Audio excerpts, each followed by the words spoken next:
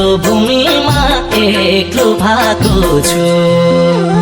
जता हेर्यो बालुवा छैन कुनै पालुवा, हर पीडा विदेशमा खपिरहेको छु। पालुवा तातिन्छ विगत सम्झी झनै मन आतिन्छ, मरुभूमिमा एक्लो भएको छु। जता हेर्यो बालुवा छैन कुनै पालुवा, हर पीडा विदेशमा खपिरहेको छु। जता